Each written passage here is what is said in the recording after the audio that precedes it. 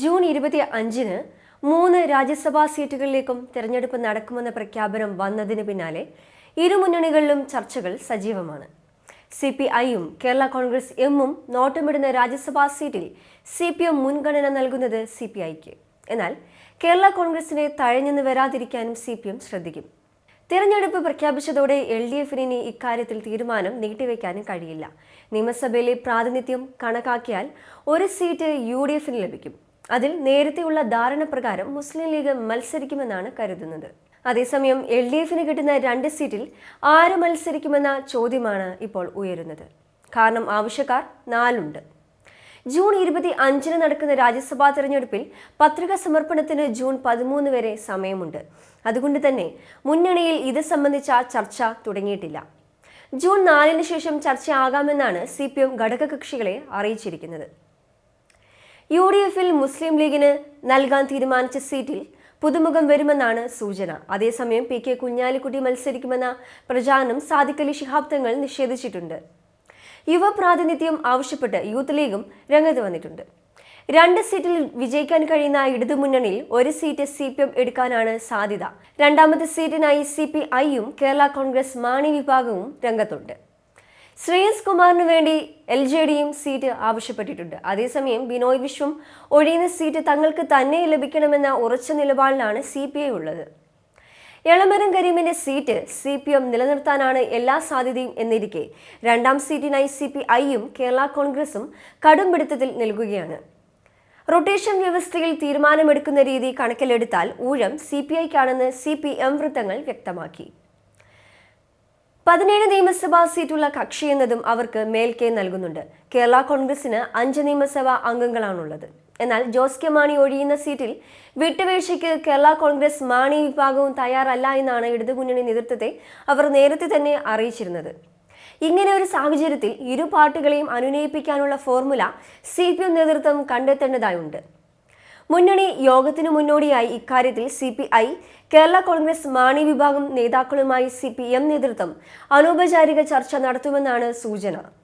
തർക്കം രമ്യമായി പരിഹരിക്കുമെന്നും മുന്നണിയിൽ എല്ലാവരുടെയും താൽപ്പര്യങ്ങൾക്ക് സ്ഥാനമുണ്ടെന്നും CPM നേതൃത്വം വിശദീകരിക്കുന്നു.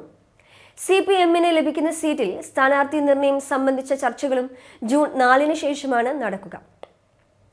UDF വിട്ട് LDFൽ എത്തുമ്പോൾ രാജ്യസഭാ സീറ്റുമായിട്ടാണ് വന്നതെന്ന വാദമാണ് കേരള കോൺഗ്രസ് എമ്മിനുള്ളത്. എന്നാൽ മുന്നണിയിലെ പ്രധാന കക്ഷിയായ തങ്ങളുടെ സീറ്റ് നിലനിർത്തണമെന്ന് CPI ആവശ്യപ്പെടുന്നുമുണ്ട്. ഇത്തവണ രാജ്യസഭാ സീറ്റ് വേണമെന്നാവശ്യപ്പെട്ട് RJDയും രംഗത്തുണ്ട്. ഈ കക്ഷികളെ പിണക്കുന്നത് വരാനിരിക്കുന്ന തദ്ദേശ തിരഞ്ഞെടുപ്പിൽ തിരിച്ചടി ആകുമെന്നതാണ് CPM ഇപ്പോൾ നേരിടുന്ന തലവേദന. കേരള കോൺഗ്രസ് രാജ്യസഭാ സീറ്റ് നൽകില്ല എന്നാണ് ഇതുവരെയുള്ള വിവരം. CPIക്ക് സീറ്റ് നൽകാനും കേരള കോൺഗ്രസിന് ബദലായി എന്തെങ്കിലും പദവി നൽകാനുമാണ് ചർച്ചകൾ. VS അച്യുതാനന്ദൻ നേരത്തെ വഹിച്ചിരുന്ന ഭരണപരിഷ്കാര കമ്മീഷൻ പദവി കേരള കോൺഗ്രസിന് നൽകിയേക്കുമെന്നാണ് കേൾക്കുന്നത്. ക്യാബിനറ്റ് പദവിയുള്ള കമ്മീഷനാണിത്. ഇത്തവണ രാജ്യസഭാ സീറ്റ് ലഭിച്ചില്ല എങ്കിൽ അടുത്ത തിരഞ്ഞെടുപ്പ് വരെ ജോസ് കെ മാണിക്ക് പ്രത്യേക പദവി ഉണ്ടാകില്ല എന്നതാണ് എടുത്തു പറയേണ്ട കാര്യം. ഭരണപരിഷ്കാര കമ്മീഷൻ അത്ര തിളക്കമുള്ള പദവി അല്ലാത്തതിനാൽ കേരള കോൺഗ്രസ് ഏറ്റെടുക്കുമോ എന്നതും വ്യക്തമല്ല.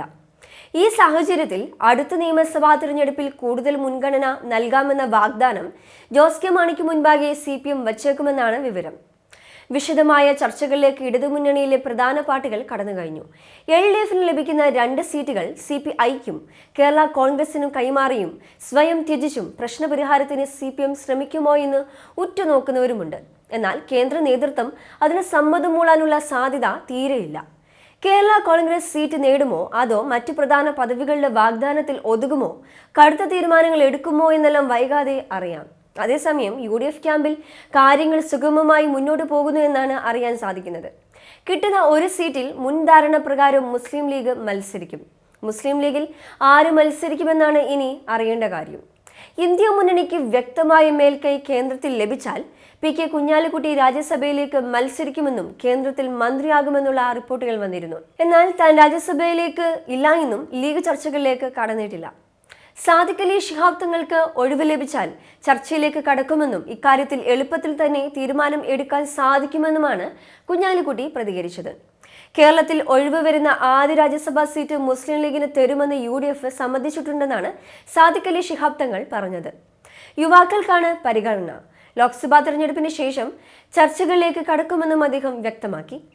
ലോക്സഭാ തെരഞ്ഞെടുപ്പ് ഫലം മറിച്ചായാൽ എന്ത് എന്നുള്ള ചോദ്യം ബാക്കിയാണ്.